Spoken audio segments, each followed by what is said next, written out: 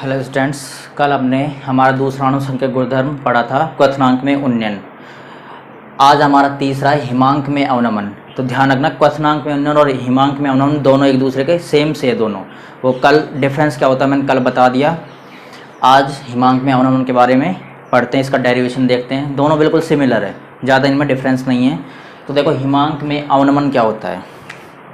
सबसे पहले हम देखते हैं, देखो हमने विलायक लिया।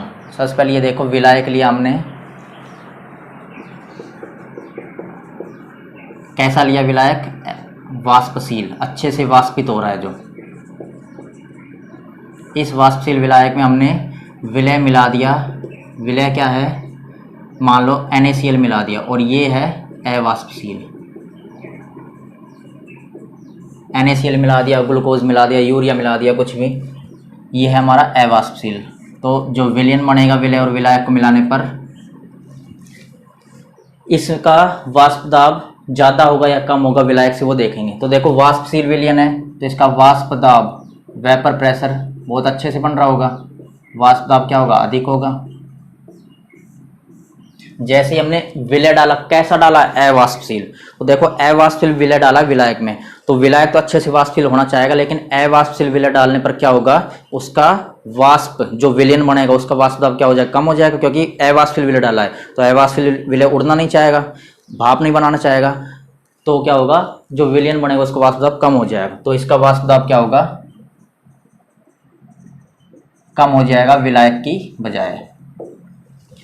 तो देखो हम विलायक जो है, शुद्ध विलायक है, इसको तो हम क्या लिखेंगे?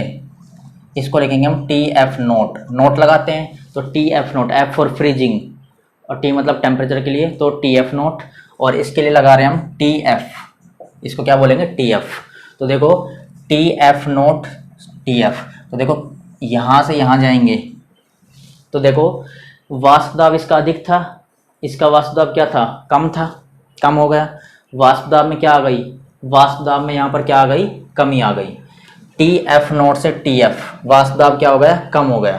तो वाष्प दाब कम हो गया, तो ध्यान रखना इसको बोलते हैं डेल्टा TF, वाष्प दाब में कमी। मतलब डिप्रेशन ऑफ फ्रीजिंग पॉइंट इसका क्या हो गया? हिमांक जो बिंदु है वो कम हो गया, इसको बोलते हैं डेल्टा TF। हिमांक बिंदु कम आएगा इसका। देखो हिमांक में अवनमन को ध्यान रखना डेल्टा TF से दर्शाएंगे। किससे लिखेंगे? डेल्टा TF से। देखो और अच्छे से समझ में आ गई, हम एक ग्राफ बना रहे हैं उसमें, इससे अच्छे समझ में आ गई। ये ग्राफ हमारा टेम्परेचर मतलब तापमान, जिसको केल्विन में लेना है, और वाष्प दाब, इन दोनों के बीच में ग्राफ बना रहे हैं। तो देखो सबसे पहले हम ग्राफ बना रहे हैं एक विलायक के लिए, और फिर बनाएंगे विलयन के लिए। तो विलायक के लिए ग्राफ कुछ ऐसा आएगा, ये आएगा विलायक के लिए ग्राफ।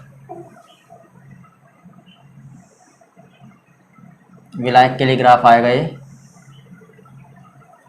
शुद्ध विलायक है ये, विलायक है या, और कैसी अवस्था में होगा? द्रव अवस्था में होगा विलायक। उसके बाद देखो ये वाष्प दाब इसका यहाँ आया, तो बताओ जो विलयन बना उसका वाष्प दाब कम हो गया, तो कम हो गया, इसके नीचे ग्राफ आएगा। लास्ट वीडियो में बताया तुमको, तो हमारा ग्राफ ये आएगा कुछ इसके नीचे ऐसे आएगा। ये किसका है? विलयन का ग्राफ। और विलयन भी किस अवस्था में है? द्रव अवस्था में रहेगा। ये शुद्ध विलायक और विलयन के लिए ग्राफ बना दिया। अभी बताएंगे यहाँ से जो हिमांक उसकी परिभाषा क्या आएगी। तो देखो हमने ऐसे ही एक ग्राफ बना दिया हमने, किसके लिए? शुद्ध विलायक के लिए और विलयन के लिए बन गया। उसके अलावा हमने बना दिया ठोस विलायक के लिए। तो द्रव है, द्रव विलायक हमने ग्राफ बना रहे हम ठोस विलायक के लिए। तो देखो ठोस विलायक के लिए जब हम ग्राफ बनाते हैं, तो ठोस विलायक के लिए हमारा ग्राफ कुछ ऐसा आता है, सीधी सी लाइन आती है ऐसे, ये कुछ सीधी सी लाइन आएगी ऐसे, ये। तो देखो इस पॉइंट पर जाकर ये मिल रहा है, इसको आगे बढ़ाएंगे तो ये इस पॉइंट पर जाकर मिल रहा है। और ये ग्राफ सीधा किसका है? ठोस विलायक, सॉलिड सॉल्वेंट का। किसका है? सॉलिड सॉल्वेंट या ठोस विलायक का। तो देखो अब हिमांक की परिभाषा यहीं से आएगी हमारी। हिमांक क्या होता है? हिमांक वह होता है, वह ताप जिस पर द्रव और ठोस, ये ठोस है और ये द्रव है, ऐसे ये क्या होगा? विलयन द्रव होगा, ये ठोस इस बिंदु पर आकर मिल रहा है, ये इसके लिए क्या हो जाएगा? हिमांक बिंदु। ऐसे ये इस बिंदु पर आकर मिल रहा है, ये इसके लिए क्या हो जाएगा, हिमांक हो जाएगा। तो देखो परिभाषा सिंपल सी, वह ताप जिस पर द्रव तथा वाष्प अवस्था, या द्रव तथा, वह ताप जिस पर द्रव तथा ठोस अवस्था, द्रव अवस्था तथा ठोस अवस्था दोनों का वाष्प दाब समान हो जाता है, दोनों का वाष्प दाब समान हो जाता है,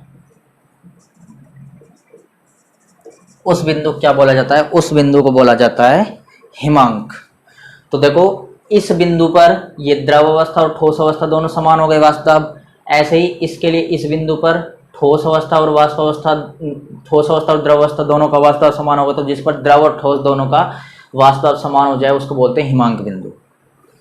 ठीक है, तो देखो इसको हम नीचे बढ़ा रहे हैं, तो देखो ये किसके लिए आया है, ये आया विलायक के लिए, तो विलायक के लिए क्या लिखते हैं, टी एफ नोट से, और इसको नीचे बढ़ाएंगे तो ये किसके लिए आएगा, ये आएगा हमारा टी एफ। टी एफ का मतलब क्या है, विलयन के लिए। तो इन दोनों के अंतर को क्या लिखते हैं, इन दोनों के अंतर को लिखते हैं delta T F. Delta T F मतलब क्या होगा, हिमांक में अवनमन। अब देखो यहाँ से डेल्टा टी एफ जो आएगा हमारा, delta T F is equal to क्या आएगा, ज़्यादा में से कम को घटाना है तो ज़्यादा क्या हमारा T F nought, t F note यह भी बताऊंगा। उसके बाद कम क्या है, टी एफ, टी एफ। तो ये हमारा फॉर्मूला आ गया, T delta T F is equal to T F naught minus T F. अब देखो टी एफ नोट किसका है, टी एफ नोट हिमांक है, किसका है हिमांक, t F nought, t F nought हिमांक है विलायक का, टी एफ नोट से विलायक को लिख रहा है, और ये किसका है, विलयन का। तो देखो विलायक से विलयन में जाएंगे तो हिमांक में भी कमी आएगी, तो इसको बोलते हैं डिप्रेशन या हिमांक में अवनमन। कमी आ रही हिमांक में अवनमन। यहाँ से देखो अवनमन का मतलब मैंने तुमको बताया नहीं, अवनमन होता है, अवनमन का मतलब होता है कमी होना, कमी। अवनमन मतलब क्या होगा, कमी। तो देखो जो विलायक का हिमांक है वो विलयन के हिमांक से क्या हो गया, ज़्यादा हो गया, मतलब विलायक का हिमांक ज़्यादा और विलयन का कम है, तो हिमांक में क्या हो गया, अवनमन मतलब कमी आ गई, इधर से इधर जा रहे तो कमी आ रही है, इसको बोल जाता है हिमांक में अवनमन, और दर्शाते डेल्टा टी एफ बराबर T F naught minus T F. ध्यान रखना इसको कि टी एफ नोट में से टी एफ कम होगा, क्योंकि ये ज़्यादा ये कम है। अब देखो यहाँ से अगर हम इस पॉइंट को इधर मिला रहे हैं और इस पॉइंट को इधर मिला रहे हैं, तो ये जो बन गया ये क्या होगा, डेल्टा पी होगा, डेल्टा पी होगा। ये मान लो पी जीरो मान ले, इसको पी वन मान ले, तो ये क्या होगा, डेल्टा पी होगा। अब देखो हमने ग्राफ के अनुसार, ग्राफ के अनुसार क्या आएगा हमारा, डेल्टा टी एफ, ये डेल्टा टी एफ इसके समानुपाती होगा डेल्टा पी के, या सीधा सा मैंने तुमको कल बताया था, कल वाला वीडियो देखना बहुत जरूरी है इस वीडियो को समझने के लिए। या कल वाला वीडियो बताया था जैसे जैसे तापमान बढ़ेगा उसका वाष्प दाब भी बढ़ता जाएगा, तो देखो तापमान बढ़ रहा है तो उसका वाष्प दाब भी बढ़ रहा है, सीधा से देख सकते हैं। अब देखो हम दोबारा से एक बार इसको पूरा समझा देते हैं। विलायक वाष्पशील है, इसका वाष्प दाब अधिक है, अवाष्पशील विलय डालेंगे तो विलयन का वाष्प दाब क्या हो जाएगा, कम हो जाएगा। इसको टी एफ नोट से लिखते हैं विलायक, और विलयन को लिखते हैं टी एफ से। तो यहाँ से यहाँ जाएंगे तो हिमांक में कमी आएगी, वो ग्राफ से पता चल रहा है हमको, तो इसको बोलते हैं हिमांक में अवनमन। अवनमन क्या होता है, कमी, तो डेल्टा टी एफ से इसको लिखते हैं। अब हिमांक बिंदु क्या होगा, देखो इस पॉइंट पर द्रव और ठोस मिल रहे हैं, ऐसे ही इस पॉइंट पर ये द्रव और ठोस मिल रहे हैं, तो जिस पॉइंट पर वह ताप जिस पर द्रव और ठोस दोनों का वाष्प दाब समान हो जाए उसको बोलते हैं हिमांक बिंदु, हिमांक बोला जाता है उसको। उसके बाद देखो इसको मैं मिटा रहा हूँ, ये समझ में आ गया होगा सभी को।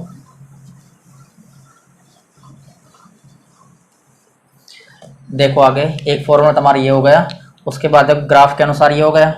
अब राउल्ट के नियम अनुसार, राउल्ट के अनुसार क्या होगा, राउल्ट के नियम अनुसार कल बताया था मैंने तुमको, डेल्टा पी किसके समानुपाती था, एक्स बी के।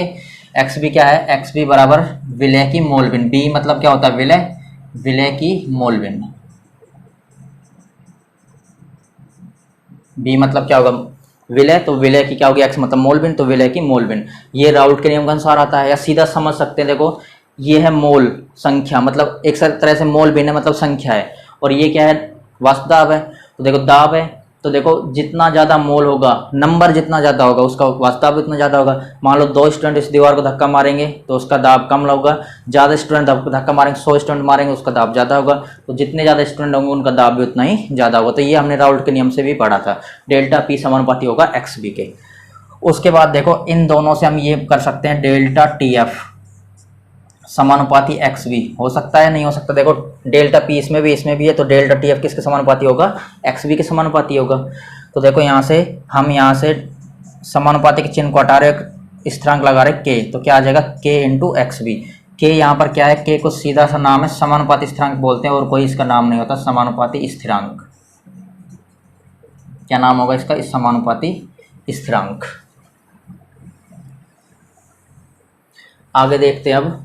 देखो इस एक्स बी को क्या बोला जाता है, एक्स बी क्या होता है, देखो यहाँ लिख रहा हूं मैं, एक्स बी बराबर क्या होगा, एक्स बी होता है विलय की मोल भिन्न। तो विलय की मोल भिन्न निकालने के लिए क्या करते हैं, उसके number of moles upon total moles. तो नंबर ऑफ मोल्स को एन से लिखते हैं, तो बी के मोलों की संख्या upon N A plus N B, मतलब दोनों के टोटल मोल्स। तो ये होता है एक्स बी। ये पिछले वीडियो में ढंग से देखना, सब बता रखा है, पूरा पिछला वीडियो देखना जरूरी है इसके लिए। तो यहाँ से देखो डेल्टा टी एफ क्या आएगा, बराबर क्या आ जाएगा के, और इसकी जगह लिख देंगे वो पूरी value, K into N B upon N A plus N B. अब देखो यदि विलयन बहुत तनु है, तनु हो, मतलब यहाँ से क्या आएगा, अब देखो इसको ऐसे भी लिख सकते हैं, इसको कैप एन जो है एन बी है, ध्यान रखना इसको एन बी जो है इसको स्मॉल एन से लिखते हैं, और एन ए को हम कैपिटल एन से भी लिखते हैं, इनको ध्यान रखना।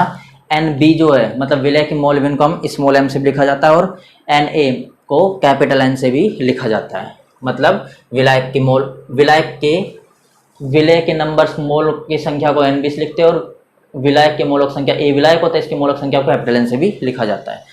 तो डायरेक्ट ऐसे भी कर सकते हैं। तो ये क्या आ जाएगा, एन, यहाँ से विलयन तनु है तो N A is much greater than क्या होगा, एन बी।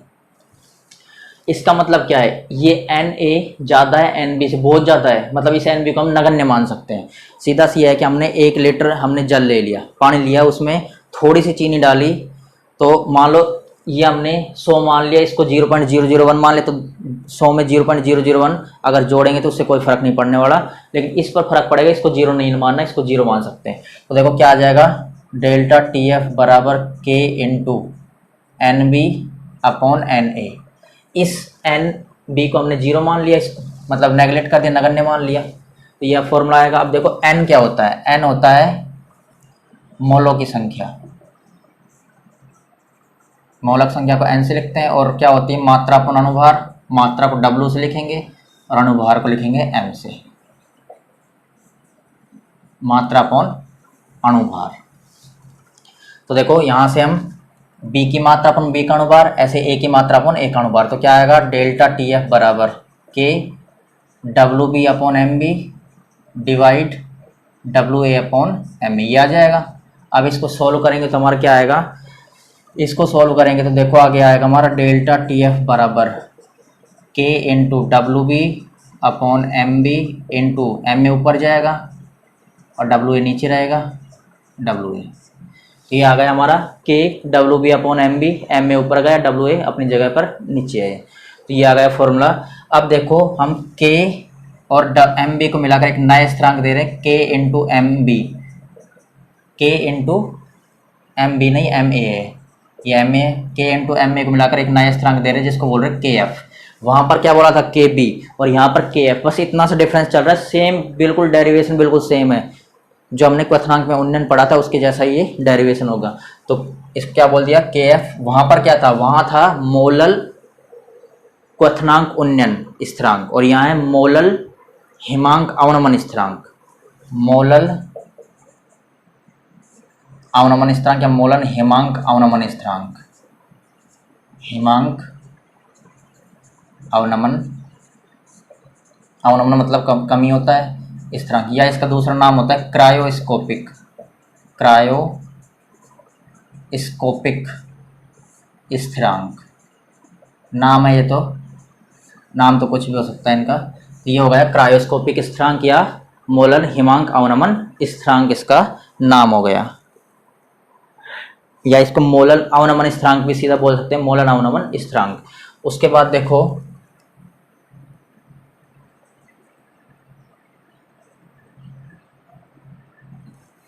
देखो डेल्टा टी एफ क्या आएगा, डेल्टा टी एफ बराबर इन दोनों को मिलाकर के एफ मार्क कर रहे हैं, के एफ आगे आएगा W B into W B upon M B और डब्ल्यू ए बचा, M B into W A, ये फॉर्मूला आ गया हमारा। क्या आ गया, के एफ गुना W B upon M B into W A आ गया। अब देखो ये पूरा क्या होता है, ये हमने पढ़ रखा है, ये होता है पूरा एम, इसको बोलते हैं एम, एम मतलब मोललता। क्या बोलते हैं, मोललता। मोललता क्या होती है, दोबारा से बता रहा हूँ तुमको, मोललता होती है W B upon M B into W A. W B क्या होगा, डब्ल्यू बी होगा मास ऑफ सोल्यूट, मतलब विलय की मात्रा।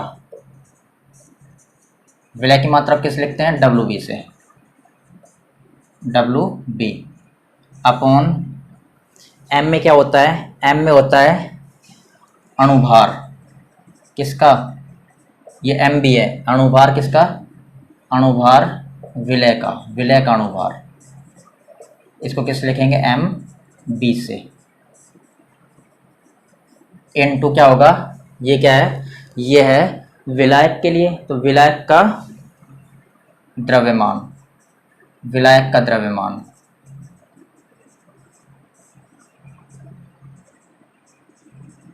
और इसको ध्यान रखना किस में लेते थे, केजी में, ये ध्यान रखना केजी में इसको लेते थे।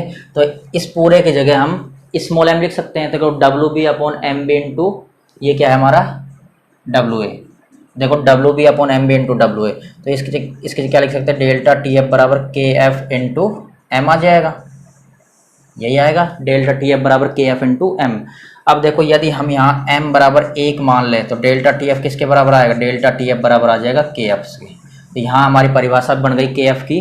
यदि हम मोललता को 1 माने तो इसको क्या बोलते हैं, इसको बोलते हैं हिमांक में अवनमन। ही क्या होगा, उस विलयन का मोलल अवनमन स्थिरांक या क्रायोस्कोपिक स्थिरांक कहलाता है। या ऐसा सीधा बोल सकते हैं, जब हम देखो इसकी सिंपल सी परिभाषा ये होती है कि 1 मोल अवाष्पशील पदार्थ को, हमने अवाष्पशील पदार्थ डाला था किसमें, विलायक में, 1 मोल अवाष्पशील पदार्थ को, 1 मोल अवाष्पशील पदार्थ को विलायक में 1 किलो विलायक में घोलने पर, 1 मोल अवाष्पशील पदार्थ को 1 किलो विलायक में घोलने पर हिमांक में जितनी कमी आती है, अवाष्पशील पदार्थ बोलेंगे तो हिमांक में कमी आएगी, उस कमी को ही क्या बोलते हैं, उस हिमांक में होने वाली कमी होती है उसको के एफ बोला जाता है। उसको क्या बोलते हैं, के एफ बोलते हैं। हिमांक में कमी होगी उसको क्या बोलते हैं, हिमांक में कमी, कोई के एफ बोलेंगे मतलब हिमांक में जो कमी हो रही है उसको क्या बोलते हैं, के एफ बोलते हैं। तो 1 मोल विलय को, अवाष्पशील विलय को 1 किलो विलायक में घोलने पर हिमांक में जो कमी होगी उसको ही के एफ बोलते हैं। ये इसकी परिभाषा सिंपल सी। अब देखो यहाँ से अगर मात्रक निकाले, के एफ का मात्रक, के एफ का मात्रक क्या आएगा, देखो यहाँ से के एफ बराबर डेल्टा टी एफ अपॉन क्या आ जाएगा, एम। तो टी का मतलब क्या, टेम्परेचर केल्विन में लेंगे, और एम मतलब मोललता का मात्रक क्या होता है, मोल पर केजी। तो इसको निकालेंगे तो क्या आएगा हमारा, केल्विन, ये ऊपर केजी ऊपर जाएगा और मोल ऊपर जाएगा, तो इन्वर्स में हो जाएगा केल्विन किलोग्राम मोल इन्वर्स। तो ये हमारा के एफ का मात्रक होता है केल्विन किलोग्राम मोल इन्वर्स, और के बी का मात्रक भी हमारा क्या होता है, केल्विन किलोग्राम मोल इन्वर्स, वो पिछले वीडियो में जो बताया था। अब उसके बाद देखो आगे, इस ग्राफ को समझ में आ गया, इसको मैं मिटा रहा हूँ, और ये सूत्र ये बता देता तुमको। देखो आगे, अब देखो इस समीकरण का काम लिख रहा हूँ मैं, डेल्टा टी एफ बराबर K F into W B upon M B into W A, W B upon M B into W A. देखो ये डब्ल्यू ए हमने जब केजी में लिया था तो ये सूत्र था। अब हम यहाँ लिख रहे हैं, यदि डब्ल्यू ए ग्राम में हो, ग्राम में हो, तो ग्राम में होगा, ध्यान रखना यहाँ 1000 से गुणा और हो जाएगा। तो ये हमारा नया फॉर्मूला बन गया, इम्पोर्टेंट फॉर्मूला है। डायरेक्ट फॉर्मूले को ध्यान रखना और डेरिवेशन भी ध्यान रखना पूरा। तो अगर डब्ल्यू ए को हम ग्राम में लेंगे तो 1000 से यहाँ गुणा हो जाएगा, केजी में था तब यहाँ पर 1000 से गुणा नहीं था, और ग्राम में लेंगे तो 1000 से गुणा और हो जाएगा। उसके बाद देखो हम एम भी निकालना चाहें, यहाँ से द्रव्यमान विलय का अणुभार निकालना चाहें विलय का अणुभार निकालना चाहे तो क्या आएगा, ये एम बी इधर आ जाएगा और डेल्टा टी एफ इधर आएगा और कोई चेंज नहीं होगा, तो क्या आएगा K F into W B into 1000 upon ये इधर आ जाएगा, तो क्या आएगा delta T F into W A. ये हमारा एक और फॉर्मूला आ गया, इम्पोर्टेंट फॉर्मूला, डायरेक्ट ध्यान रखना है फॉर्मूले को और डेरिवेशन भी ध्यान रखना पूरा। तो इस पर बेस हम क्वेश्चन भी करेंगे आगे। तो ये दो हमारे फॉर्मूले हो गए और एक फॉर्मूला हमारा मैंने पहले बताया तुमको क्या आया था, डेल्टा टी एफ बराबर क्या था, T F naught minus T F हिमांक में अवनमन का। हिमांक में अवनमन क्या होगा, विलायक का हिमांक माइनस विलय का विलयन का हिमांक। तो विलयन का हिमांक कम था तो उसी को हिमांक में कम ही बोला, जो विलयन का हिमांक कम आया था। कब कम क्यों आया था, क्योंकि उसमें हमने विलायक में क्या डाल दिया था, अवास्तविक विलय डाला था। तो ये हमारे 3 फॉर्मूले आ गए और ये पूरा हमारा डेरिवेशन है हिमांक में अवनमन का। एक बार और देखते हैं इसको। देखो ग्राफ के अनुसार ये आया था, राउल्ट के नियम से ये होगा, तो delta T F X V के समानुपाती होगा, समानुपाती हटाया के स्थिरांक लगा समानुपाती स्थिरांक। अब देखो x क्या होता है, मोलबिन किसकी, b मतलब विलय की, तो विलय की मोलबिन क्या होगी, विलय के मोलों की संख्या अपॉन टोटल मोल्स। तो विलय की मोलों की संख्या टोटल मोल्स। तो ध्यान रखना विलय के मोलों को हम एन बी को हम स्मॉल एन से भी लिखते हैं और एन ए को हम कैपिटल एन से भी लिखते हैं। तो देखो N B upon N A plus N B हो गया। अब इस एन ए को हम बहुत ज़्यादा मान रहे हैं, मतलब विलयन तनु है, मतलब विलय जो है वो बहुत कम डाला है, विलायक की बजाय जो विलय है वो बहुत कम है। तो इस एन बी को हम नगण्य मान सकते हैं, लेकिन इसको नगण्य नहीं मानना है। मतलब अगर ये 100 है, ये 0.001 है, तो 100 में 0.001 जोड़ेंगे दोनों को तो कुछ लगभग बराबर, ये 100 के बराबर, तो इसको हम नगण्य मान सकते हैं। तो यहाँ से इस एन बी को नगण्य मान का किया, तो ये फॉर्मूला का सेम इधर ये लिख दिया एन बी को हटाकर। अब एन क्या होता है, मोलों की संख्या मात्रा अपन अनुभार। तो मात्रा बी की विलय की मात्रा अपन विलय का अनुभार, ऐसे ही विलायक की मात्रा अपन विलायक का अनुभार, तो ये लिख दिया W B upon M B, W upon M A, W मात्रा और एम अनुभार होता है। अब इसको सॉल्व करेंगे तो ये आएगा हमारा, ये W B upon M B लिख दिया, एम में ऊपर जाएगा और डब्ल्यू ए ये हो गया नीचे। उसके बाद देखो के और एम में मिलाकर एक नया स्थिरांक दे दिया के एफ, जिसको बोलते हैं मोलन हिमांक अवनमन स्थिरांक या क्रायोस्कोपिक स्थिरांक। तो इन दोनों को मिलाकर देखो क्या लिख दिया, के एफ लिख दिया, W B upon M B into W A लिख दिया आगे। अब देखो हमने क्या किया है, W B upon M B into W A क्या होता है, ये होता है मोललता, विलय की मात्रा, विलय का अनुभार इंटू विलय का द्रव्यमान केजी में। तो इसकी जगह हमने स्मॉल एम लिख दिया। अब एम 1 रखेंगे तो डेल्टा टी एफ के एफ के बराबर आ जाएगा। मतलब यदि मोललता 1 हो तो हिमांक में अवनमन होगा वही क्या होगा, मोलल अवनमन स्थिरांक होगा। सीधी सी परिभाषा इसकी। इसका मात्रक आएगा केल्विन किलोग्राम मोल इनवर्स। ये कैसे आया, देखो यहाँ से आएगा, ये के एफ निकालेंगे तो ये इसके नीचे जाएगा। तो टेम्परेचर केल्विन में, मोल की इकाई क्या होती है, मोल पर केजी, तो केल्विन और केजी ऊपर चला जाएगा और मोल ऊपर जाकर किस में जाएगा, इनवर्स में। तो क्या होगा, केल्विन किलोग्राम मोल इनवर्स। और के एफ की भी और के बी की दोनों की यूनिट सेम होती है। के एफ की यूनिट आएगी केल्विन किलोग्राम मोल इनवर्स और के बी की भी यही होती है।